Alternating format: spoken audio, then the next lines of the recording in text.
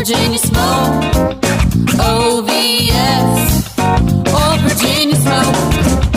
OVS, Old Virginia smoke. OVS, Old Virginia smoke.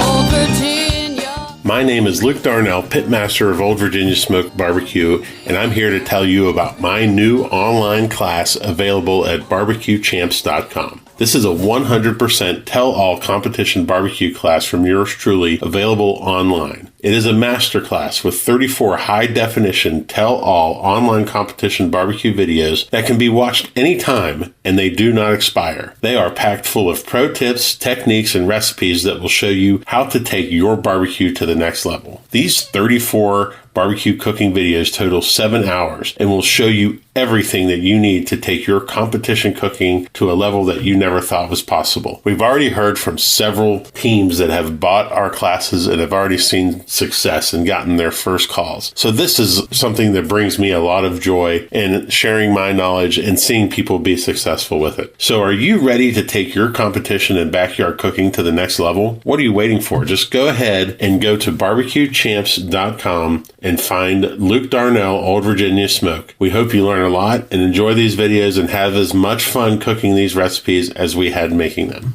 This podcast is brought to you by barbecuedata.com. Barbecuedata.com is your one-stop shop for all of your barbecue competition data. Historical data, calls, wins, placements, everything under one roof. It's a great way not only to track yourself in the standings, but also to track how you improve your scores from year to year. Listeners of this podcast can receive 20% off of a new subscription to barbecuedata.com with the code PITPOD. That's one word, all capital letters, PITPOD, PITPOD. So check your team scores, check on others, and do it all on barbecuedata.com. Welcome to another edition of Pitmaster, an Old Virginia Smoke podcast. My name is Luke Darnell, the host of this podcast.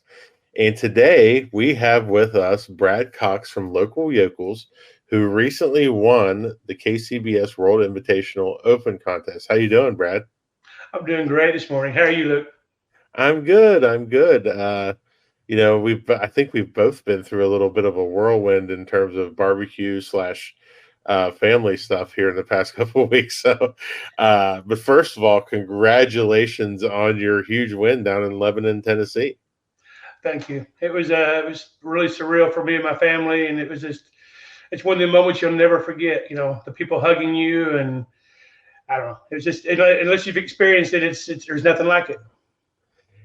I think one of the coolest things that happened at the KCBS World Invitational, which we'll talk about in a little bit because I thought they did a great job, was watching how I don't want to say this wrong, but just how genuinely happy everybody that was there was that you guys won. That is such a joy to see in barbecue with as much, sometimes I feel like barbecue mimics life and there's just a lot of things, that people want to, run down for whatever reason. But you winning was not one of them and was just it was fantastic and joyous for everybody there involved. Well, I was worried that the ride grain and we're going to get upset with me because we're like 5 minutes trying to get to the stage. But yeah, it was fine. Yeah, it was really neat. That's a great feeling, isn't it, when it takes you forever to get up there? Just because it is, and it made me feel like one of the things we've always tried to do is we try to help people as much as we can. I try to teach my girls to be good to people, and it was like I think people were genuinely happy to see us. We've had the moniker for years, like, hey, they're the nicest team in barbecue. But now it's like we're the nicest. Well, maybe still the nicest team, but we can actually cook a little bit too. And that's funny you bring that up because you asked me a question before we started recording that I didn't know the answer to. And ever since I had asked you to be on this podcast, one of the first things I usually talk about is the first time that I had met you. And I had spent, I think we talked about this for about a week. And I've spent that week racking my brain going, I know him. and I'm not sure where. And you reminded me that a few years ago at the American Royal, we awards were over and traffic was all backed up, but we needed a picture. And you guys were driving out stuck in traffic, and I asked you to get out of your truck and take a picture for us. Yeah. You were sky high that day. And it's what barbecue does for you. That's why we do what we do. Absolutely. And I'm so glad that you brought that and remembered that, because it had been killing me, and I should have been asking you that ahead of time.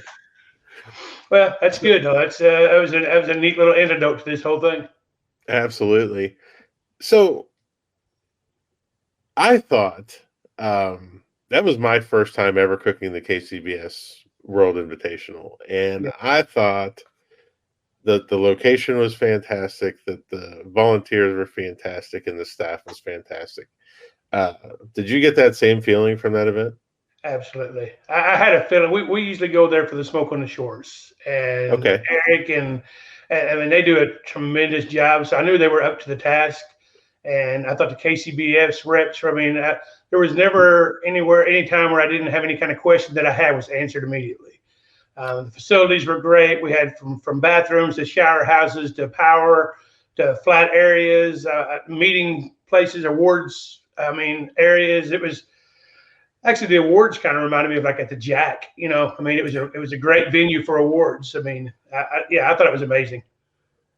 Yeah, there was, I know that there were some comments made that, oh, it's so far away from this and that and everything. And I'm like, for me, coming from Virginia, that was a good 9-hour drive, but it wasn't an 18-hour drive.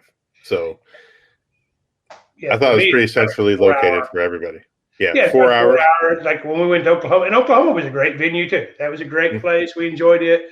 It's like a 10 or 11-hour drive for us. So for us, this is the closest one they've had. So I'm thrilled to see them coming back there again. Yes, me too. And I've already made my commitment to go back next year. Yeah. I really did enjoy everything that happened. So I also have come to find out that you are not a podcast listener. And so this is exciting for me because you don't know what's coming. No, I have no idea. Yeah. One of my best friends is Jordan Kirkpatrick. Yes. I would say that Jordan and Abby Ransom are two that I talk to weekly, sometimes daily. And I know Jordan does podcasts all the time. And I will say, I think when he's first one, I kind of listen just to hear him. But then he'll like, I'm gonna be in a podcast. I just don't have time for it. Normally, like I said, it's not that I don't love to if I had the time, but with a 5-year-old and a 10-year-old and a farm and a hardware store, it's just I don't normally have time for this. Absolutely. I'm a big Jordan fan too. I give him a hard time and trying to make him as uncomfortable as I can sometimes, but he's a good dude. He's like the son I never wanted. That's what I've always told him, because I was like, when he first started, he bought a toy hauler from me in my deep south. And that's where we met, because he only lives about an hour from me. And from that time on, we became best friends. And it's like, he actually was at one contest in, where was that at? Effingham. And he forgot his knives. So we're doing turn-ins, and I'm trying to finish up with my knife so I could take it over to him and Allie so they can use my knife. And that's what I nicknamed him. I was like, man, you're like the son I never wanted. I love him. I love him to death. I wish I could tell you that I've never forgot my knives for a contest, but that wouldn't be true. That has happened to me before as well. It happens to everybody, I think. Speaking of knives, we'll start there. Let's start on gear. What is one of the best investments that you've made in competition barbecue? For us, it's probably we use the ThermalWorks Signal, or we'll use the Fireboard. Mm-hmm. I'm a big believer in those, especially when you're cooking your big meats, because you can watch that graft on your brisket. For us, I'm trying to watch. I'm not dead set on a certain finish temperature, but I can kind of tell when that line starts to flatten out. I know that I'm getting close, and then I know that it's time to check it without having to open it and shut it, because every time you do that, you're losing momentum. So yeah, use that. That's probably the best tool I have. So you're into the technology part of this whole game. I am. I mean, and I use my dots. Yeah. I mean, and I'm not set on temperature. For me, it's just it lets me know when I need to start checking. And usually, once I start checking, then the probe comes out. Because once I've checked it one time, I'll usually know, okay, another 15, 20 minutes or another 10 minutes, and then I just go ahead and remove them. But I think they're a great tool for just letting a person know when you need to start checking that protein. Do you have any little tools or gadgets that are $100 or less that are really helpful? Not quite so pricey, huh? I'm trying to think. Trying to think of little tools my wife uses, because my wife, a lot of people don't know this. My wife does all of our trimming, Wow. and she makes all of our boxes look pretty.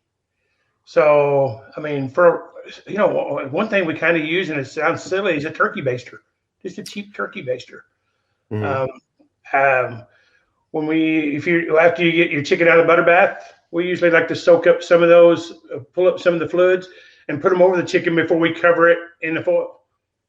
I don't know. I think it just moistens the top of the skin, and maybe you get a little bit of that flavor also. But that's something that's, I mean, you can buy at any Walmart you want. The tweezers, the Q-tips, little things like that she uses all the time. I'm the guy that's on the drum with the technology, and then she's in there really behind the scenes making it all work. Wow. So we have a similar team setup. Okay. Yeah. We actually did our first couple of classes this year, and during the class, people would ask, well, what do you do here? How do you trim that? We're like, well, we do this. And by the end of the class, everybody nicknamed her we. So by we, you mean her. And I'm like, yeah, that we's her. So there's still a lot of teams out there that call her we now. They're like, how you doing, we? That's way more endearing than what my wife is called, the little general, because that's what she is. The little general. Well, now I will say, when we go to Cordy Meats to get meat, Jay LaBello and I have nicknamed her the butt whisperer. So that's probably not something she's proud of, but she has a way of being able to pick them out where it won't look like it has very much of a money muscle, and my wife can look at it and go, that's good. I'm thinking, that's terrible. And then I'll pick one that looks great when we get back and it's all false, and so we nicknamed her the butt whisperer. I don't even try anymore. The butt whisperer. That's amazing. That might be the title of this podcast. Who knows? That could be it. She'll know that. That could be it. Let's switch gears a little bit and talk about people. Who has impacted your life the most in competition barbecue? You're one of those guys, honestly, Luke. Really? Years ago when we first started, of course, the original barbecue Pitmasters, but then the barbecue league started, and it was like you and Lucky's and Tim and Brad and Darren Worth and all those guys, and we would watch that, and it was like, man, I want to be. I'd like to be in that league, so to speak. And you pick up little tricks by watching the little snippets of videos. I mean, and there's some of those tricks we're still using. And that's what kind of inspired us to try to get better and better. And then, like I said, a guy named, I don't know if you know Albie Ransom. Mm-hmm. He won back-to-back brisket 180s both days at Lebanon. And he was far more advanced than we were when we first started. And Albie would help me a lot. And then Jordan, as I've said, I was actually started before Jordan a little bit, but those weekly conversations, we've all three of us have made each other better through the years because exchanging information and as we've gotten more advanced, we might all be a little bit more closer to the vest than we used to be. When you first started, we would like to share everything. And then now it's kind of like, I'll share most of it, so I don't want you guys kicking my butt. But things like that, just other peers but you got that barbecue league. Wow. When you guys first started that was amazing. It really changed competition barbecue in a lot of ways, in that it provided a low price point for people who were just getting started and even not just people getting started, but people who had done it for a long time. I would probably blush at the number of times that I've watched Brad's pork video. And I just think, I started doing this in 2012, and back then none of these resources existed. Not the barbecue league, not Barbecue Champs Academy, and I think that it's made for a better experience for teams that are just starting out, or for people that really want to learn and hone their craft. Yeah, and the learning curve. I mean, we first started. Before we did our very first competition, we'd done some backyard, but we actually were able to go do one county pork choppers class, and then I had Mike Davis came to my house and actually did a class with a lot of bull. Okay. So we got a reserve grade on our first comp, but everybody was like, I was like, yeah, but we had a big leg up on the learning curve. We had 2 classes before we ever had our first comp. But with those things, with those resources available now, I think teams are able to jump in there in their first year or two, see success a lot quicker than what they probably could have back in the early days. Right. And that's, Mike Davis's name always comes up in this class, as does Donnie Bray's. Yeah. They've both been on this podcast, and they were both just tremendous episodes. Yeah. Yeah. Mike and Debbie and them. I mean, and Donnie actually gave us our class for free because he had a special thing that year about kind of tell what barbecue means to you. And he was going to have a giveaway. And I thought it was going to be like maybe some spices or rubs or something. So I wrote this thing kind of, talking about barbecue. And he calls me up and he's like, you're getting a class, and he even paid for our hotel. So, I can't repay that. That kindness. And then, like I said, Mike and Debbie actually came to our house and we did a class here. And I mean, both those guys have, I guess I should have mentioned them first, probably because they really helped us. I mean, there's things that just blew my mind that they were doing that, we had no clue about. And they both, if I could reach out to them today, they would both, tell me anything, and they still have a lot of knowledge that I'll never know. And that's, I tell people all the time, when you're getting started, there's no class that's more important than your first class. Yeah. You're going to take so much away from that, and so many tips and so many little tricks and so many little things that you think initially don't make a difference, but then you watch it happen at a class and you're like, whoa, okay, that's a difference maker. Yeah. Yeah, it really is. And so many things since then that, people have come up with. I mean, people are using caddies, and we use a caddy. I mean, there's different technology. It's always evolving, seems like, which is great. I mean, that's, if you want a sport to grow, it needs to evolve. And the way to evolve is to come up with different ways of different cooking methods that make it either easier or better, Mm-hmm. I've never used a caddy. Never have? Nope. My biggest reason I like it is because there's a point in my process, which we won't get into that too much, but where I go really, really hot, like 500 degrees hot. And if not, that brisket will just kind of swell out, and then I lose my length.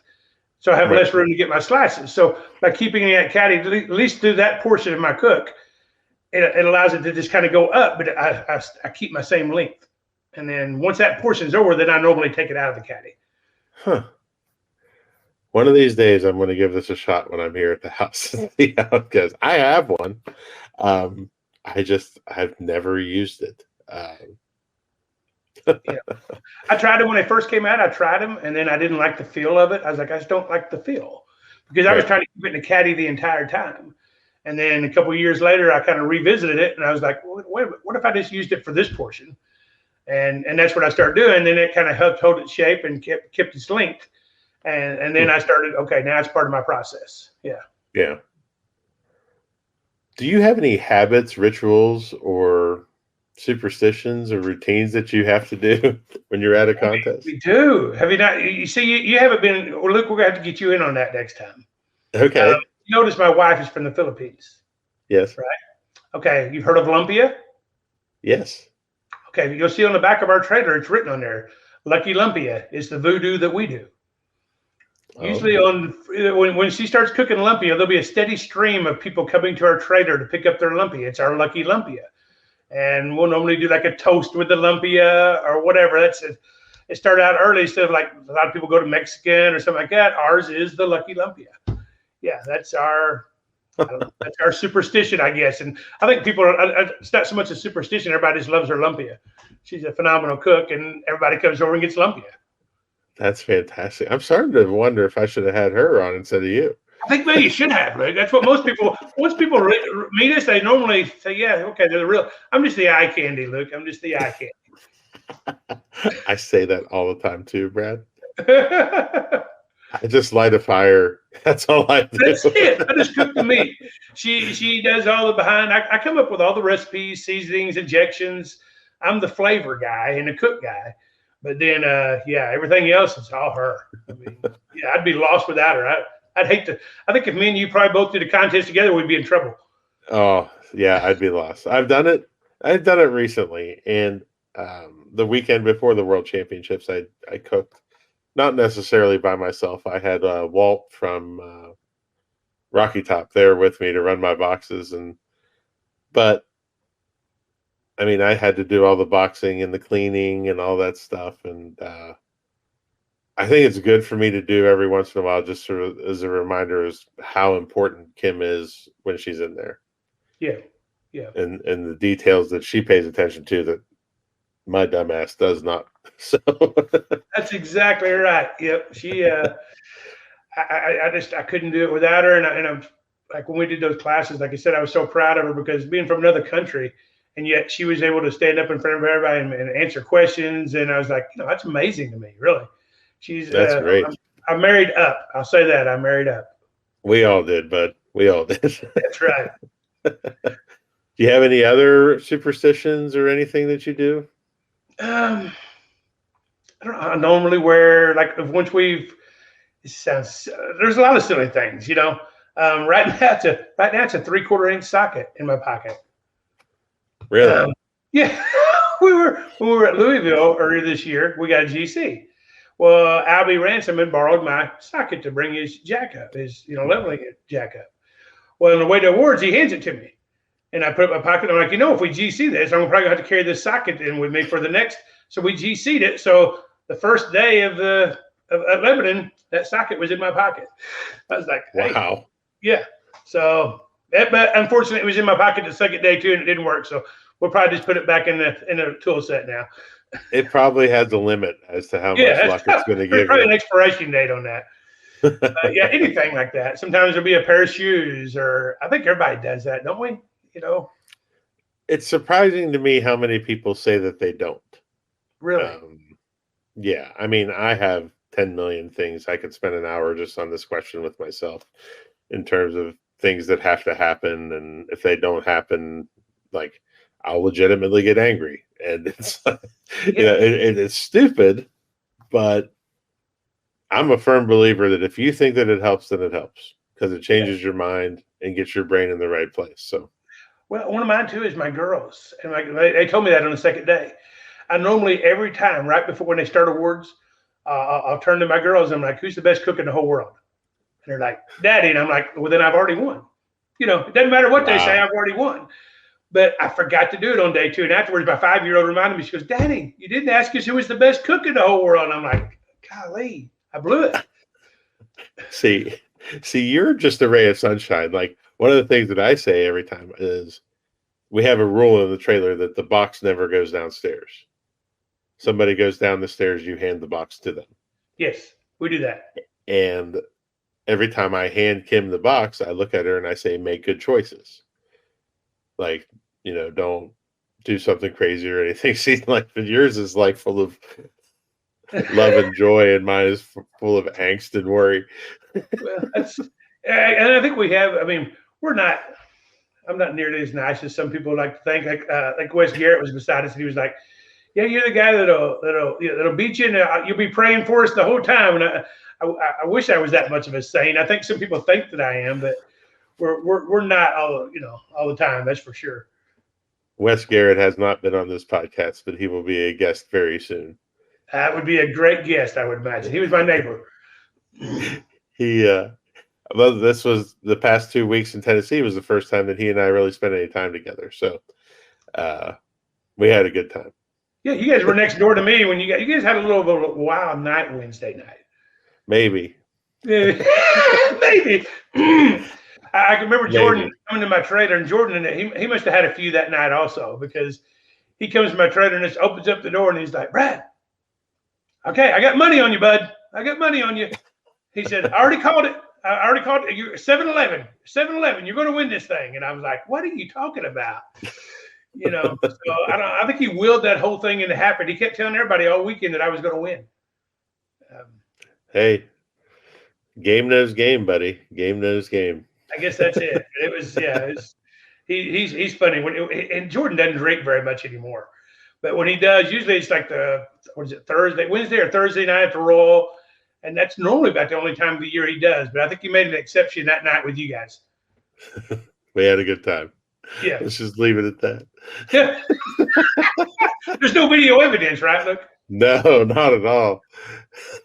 There's too much video evidence. What do you listen to music when you cook? You see, now you're gonna think I'm a saint again. Yes, I do. We usually listen to Christian rock. Wow. Okay. Actually, when we usually will, if you have a walk-up song and it's local Yokels, it's usually a song called "Raise a Hallelujah," and that's, I don't know. That's we are Christians. That's I don't know if you know, and I'm not trying to do a shameless plug here, but we actually have a new seasoning coming out that we used at Louisville and at Lebanon, and we called it Sweet Salvation. And everybody's like, because Jordan was trying to get me to do some other types of names that would have been probably more marketable. He's much more marketable than what I am. But I was like, that's kind of our thing. You know what I mean? It's I think we're going to call it Sweet Salvation. But yeah, we'll usually listen to, we've got a certain playlist that we usually play in the morning of different Christian rock songs that we like. And we just kind of play them on the radio and or on our phone on Bluetooth in the morning. And it kind of gets me and my wife, our mind in the right place. We listen to Christian rock so we can get in the mood to go out and crush people. Oh my gosh, that's good. So before we get into the rapid fire questions, I just want to ask, what's been the most surprising thing to come out of competition barbecue for you? The family. I mean, we got in it just really wanting to compete and see how we could do. And now it's like, I mean, the friendships that we've made with, like I said, with Jordan Albee. I've got Mark Bowman and Ken Sheets that on the way home from Kentucky, we had troubles. And I just called them and they were on their way. We had to strap up my gray tank from underneath, but they didn't even hesitate. I mean, it's the family. When we get there, my girls, we had Reagan, we had Hayes, we had Brent, we had all of the kids were over there hanging at our place because we have that separate space. But my girls love it as much as I do. I mean, when we go, they're like, "Oh, is Hayes coming, or is Reagan coming?" Or I don't know. I'm thinking until someone experiences it, the family in barbecue is just overwhelming. If we ever quit, I don't know how I'll quit that part of it. That's the part. It's funny because I have this conversation all the time. And, we've done this now for 12 years, and I don't believe that family will ever leave. Even if we leave barbecue, we've made friends in barbecue that'll be our friends for the rest of our lives. We vacation with these people. It used to be in the beginning, we had our friends and then we had our barbecue friends, right? Yeah. And there is no more line. There's no line. And I think you're in agreement with me there. There's no line. Friends are friends, and barbecue friends are some of the best friends that we have and will always have. Yeah, absolutely. And that's something we didn't expect getting into it, but it's been a blessing for our family. Absolutely. Well, Brad, it has been fantastic talking to you. And I can't wait till we see each other again so we can sit down and hang out a little bit. And yeah. I don't think I've ever formally met your wife, but I would love to do that. And I don't know that I want to introduce her to Kim because I think the two of them might conspire to rule the world together. But I think you might be right. So, all right, the rapid fire questions. You're going to love these. Oh. I love that you've never heard these. No, it's scary. This is exciting. All right. What do you see about barbecue on social media that upsets or bothers you?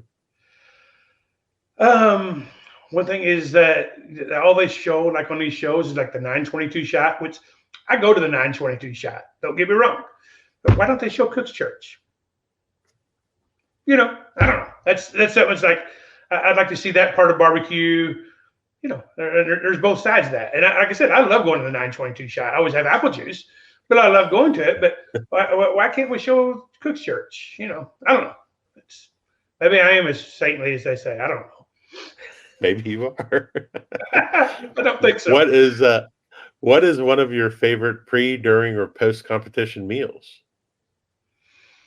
Olympia. And then also we do still like to go to Mexican. We're still kind of normally if we go somewhere it's Mexican, but then we always have lumpia. That's everyone that knows us knows we have lumpia, and my wife makes amazing cinnamon rolls. Oh, okay. Now you're speaking Kim's language too. Yes. That's fantastic. Do you have a favorite present that you like to give to people? A favorite present that I like to give to people? My knowledge, I guess. Luke, no, it's just, I guess BS. I don't really have anything. I'm trying to BS you, but you know what? That's not an unfair answer. Because we all walk through contests, we all say good luck to people. We've all seen new teams come out and struggle, and if you stop and you give them 5 minutes of your time, and it makes them have a better cook or they get a better score, I think that is a tremendous gift in barbecue. It makes your day. When we did that class, and I've seen some people that were students in our class doing well this year, really well in certain categories. It's like, it almost makes me happier than when I get a call. I mean, absolutely. Yeah, I love absolutely. Yeah. I love it when people tell me that I taught them something and it had them. That's why I do all this stuff. That's why I do this podcast.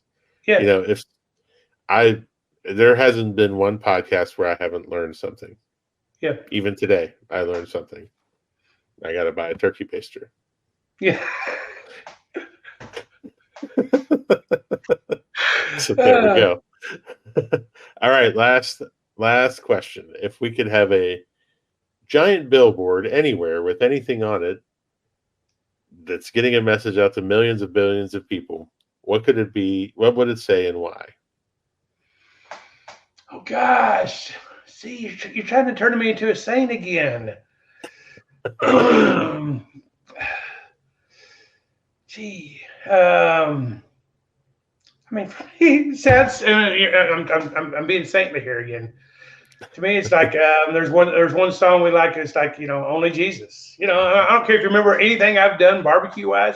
Remember that I was a good guy. Remember that I was a good Christian and a good father. So, and that's all because of the God I serve. Wonderful. Where can people find you online, Brad? We are local Yokels, Facebook.com, and that's about it. I'm not a big social media. I've got to get better at that. My 10-year-old tells me I've got to get better at that. I saw your post the other day where you said, I need to start posting more things to this local Yokels page because I'm not using it very well. She's like, we got a new seasoning coming out, Dad. You got to get better at this social media thing. And I'm like, I think I'm just going to let her take it over for me. Not the worst idea in the world. No. I've just started working with, I believe she's 17-year-old. My 17-year-old niece, and she is way better at it than I am. So, and she's telling me, you need to do this and you need to do that. I'm like, oh my God, okay. Like, when did you become a doctor? They grow up too fast, don't they? Oh my gosh, it's incredible. It's incredible. Well, listen, buddy, thank you so much for being on here today. Again, you guys can find Brad or Local Yokels on Facebook. And I know that I, for one, will be rooting for him. You truly are one of the. Oh, and it's been a pleasure having you on here. And I really cannot wait until I get to see you again. I can't either. Thank you. We appreciate it. Yep. Thank you for listening to Pitmaster, an Old Virginia Smoke podcast. Be sure to subscribe and like the podcast, rate the podcast, and to share it out with your friends. Also, be sure to check out the Old Virginia Smoke TikTok as well. Old Virginia Smoke, one word. That's all you have to search for. It's hilarious. Tune in next week for another great episode of Pitmaster. For companies interested in advertising, please contact Old Virginia Smoke directly via www.oldvirginiasmoke.com. Pitmaster, an Old Virginia Smoke podcast, is edited by Chris Sedanka. Pitmaster, an Old Virginia Smoke podcast, is a property of Old Virginia Smoke, LLC. Old Virginia Smoke. Old Virginia, Old Virginia. Virginia smoke. Oh, yes. Old Virginia smoke. Old Virginia.